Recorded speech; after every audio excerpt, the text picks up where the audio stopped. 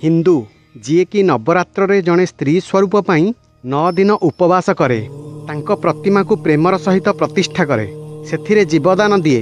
जेतेबेले विदाय देवार समय आसे निज आखिरे लुह भरी कांधारे उठाई विसर्जन करे। सेही हिंदू जड़े पुरुषों द्वारा जड़े राक्षसर बधर उत्सव पालन करे एवं जेतेबेले सेही पुरुष फेरी आसंती खुशी रे दीप प्रज्वलित करी स्वागत करे। सेही हिंदू पुणी सूर्यदेव को तांको उत्तरायण गमन रे गुड़ी उड़ाई पालन करती। पुणी किछि दिन पर जड़े जोगी सेही हिंदूंकर आस्था हो जाती। एक कथा जानी मध्य जे से हेउछंती संहारकर्ता। सेही हिंदू पुणी 2 जण प्रेमी जुगलंक प्रेम रे मत्त होई रंग खेले। पुणी किछि दिन पर जड़े बालकर जन्म को धूमधाम रे पालन करे एवं सेही बालकर सेवक को निजर भगवानर स्थान देई थाए। हिंदू प्रत्येक स्थान रे भगवान को देखे। केवल सेतिकी नुहे, से अन्य संप्रदायर भगवान एवं धार्मिक स्थली को मध्य निजर करिनिए। किंतु काहींकि जड़े हिंदू प्रति मासरे जड़े जड़े देवता बा भगवान बदलई थाए। कौन जड़े भगवान यथेष्ट नुहंती? कौन जड़े भगवानंकर परिकल्पना निज भितरे आध्यात्मिकतार विकास करिपारिबो नहीं? कौन जड़े भगवान को पूजा कले अन्य जड़े भगवान रुष्ट होइजिबे?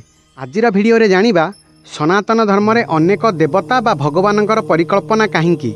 जय पतित पावन जगन्नाथ, जय सनातन। आपण देखुचंती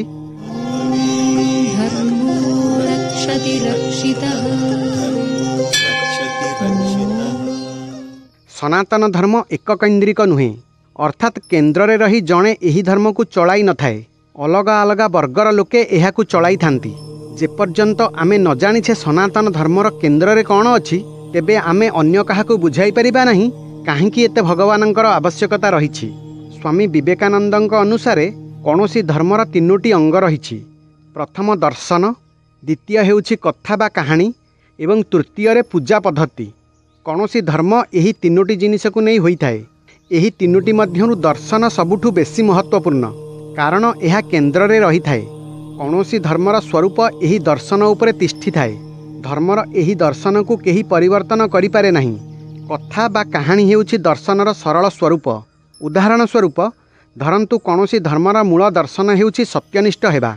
गुरु जदि शिष्य को सीधा सीधा कही दिए सत्यनिष्ठ हुआ, तेबे से बुझी पारिबो नहीं सत्यनिष्ठ किपरि हेबो एवं सत्यनिष्ठ हेले कौन लाभ मिलिबो। एही स्थान रे कथा बा कहानीर आवश्यकता होइथाए जे सत्यनिष्ठ व्यक्ति किपरि होइथाए। कहानी हेउछि धर्मर मूलरे थिबा दर्शनर प्रतिबिंब।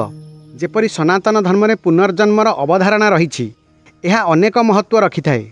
एथिपाई आमर पुराण रे जेते कथा बा कहानी रहिछि, सेथिरे अनेक राजा ऋषिमानंकर अनेक पुनर्जन्म थिबा कथा देखिबाकू मिले। तृतीय पूजा पद्धति। पूजा पद्धति साधारणतः सामाजिक एवं भौगोलिक स्थिति उपरे निर्भर करिथाए। जेपरि आपण पूजा समय रे किपरि वस्त्र पिंधिबे, केउ प्रसाद भोग लगाइबे, पूजा पद्धति किपरि हेबो, एहा भौगोलिक स्थान उपरे निर्भर करिथाए। सेथिपई आपण देखिबे सनातन होइथिले मध्य भारतर विभिन्न प्रांतरे हेउथिबा पूजा पद्धति अलगा अलगा होइथाए। वेदरे 6टी दर्शन रहिछि। एहाकू षड्दर्शन कुहा जाए। सांख्य, योग, न्याय, वैशेषिक, मीमांसा एवं वेदांत। एही षड्दर्शन ब्रह्मांडर सत्य को 6 प्रकार बुझाई थाए। एथिमध्यरु सांख्य एवं वेदांत एही 2 दर्शन सनातन धर्म रे अधिक प्रभावशाली। सांख्य दर्शन श्रीमद् भगवत गीता रे रहिछि। वेदांत को शंकराचार्य, माधवाचार्य, रामानुजाचार्य एवं वल्लभाचार्यଙ୍କ भली दार्शनिक प्रचार प्रसार करिसंती। एहा व्यतीत अन्य 2टी मूल सिद्धांत रहिछि। ताहा हेला कर्म सिद्धांत एवं पुनर्जन्मर अवधारणा। एही 4 स्तंभ सनातन धर्मर मूल सिद्धांत। सांख्य दर्शन रे ब्रह्मांडर मूल को प्रकृति कुहा जाइछि। एहा त्रिगुणात्मिक, सत, रज, तम। ब्रह्मांड रे रहिथिबा समस्त वस्तु रे एहा विद्यमान। वेदांत रे जणे ईश्वरंकर परिकल्पना करा जाइछि, जहांकु परम सत्य, परम ब्रह्म, गोटिए शुद्ध ज्ञान रूपी ईश्वर कुहा जाइछि। एही दर्शन को सनातन धर्म रे प्रत्येक संप्रदाय जेमिति शैव, वैष्णव, शाक्त समस्ते निज दर्शनर मूलरे रखिछंती। कर्मर सिद्धांत। सनातन धर्म रे कर्म निजर भाग्य निर्धारण करे। जेपरि कर्म करिवे सेपरि फल मिलिबो। पुनर्जन्म अर्थात समस्ते एक जन्म मरणर चक्र रे पड़िछे। जेपर्यंत मोक्ष मिली नहीं से पर्यंत एही चक्र रे पड़िथिबा। एही 4 सिद्धांत सनातन धर्मर मूल सिद्धांत। एही सिद्धांत अनुसारे जदि कौनसी संप्रदायर पूजा पद्धति को देखिबा, तेबे सबु गोटिए प्रतीत हेबो।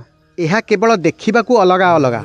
सनातन धर्मर समस्त संप्रदाय वेदांतर जड़े परम ब्रह्मंकर परिकल्पना को मानती, किंतु एहार जो सगुण स्वरूप रही ताहा निज निज संप्रदाय हिसाब से अलग अलग होता है। जेमिति वैष्णव माने महाविष्णु को परम ब्रह्म कहती, अर्थात परम ब्रह्मंकर जो सगुण स्वरूप रही ताहा महाविष्णुंकर। शैव संप्रदाय रे सेही परम ब्रह्म जेतेबेले सगुण स्वरूप नियंती सेतेबेले से शिव हो जाती। शाक्त संप्रदाय रे आदिशक्ति हेउछंती परम ब्रह्मंकर सगुण स्वरूप। सांख्य दर्शनर 3 गुण मध्य एही संप्रदाय मानंकर मूल दर्शन।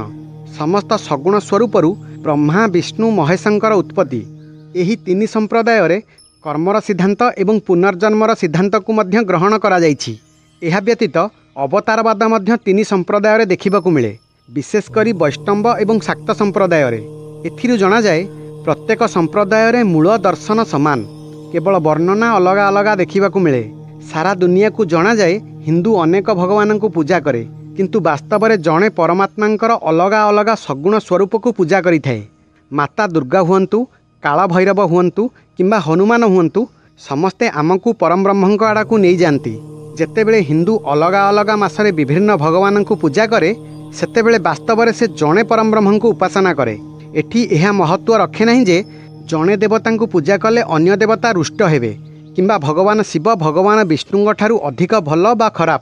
वास्तव में आमे समस्ते सेही परम ब्रह्मंकर उपासना करुछे एवं एमाने हेउछंती तांकर गोटिए गोटिए रूप। जदि आपणक मनरे प्रश्न आसे आमे सगुण भाव में एते स्वरूप को काहींकी पूजा करिबा, तेबे आपण आमर सगुण एवं निर्गुण स्वरूप वीडियो देखि पारंती।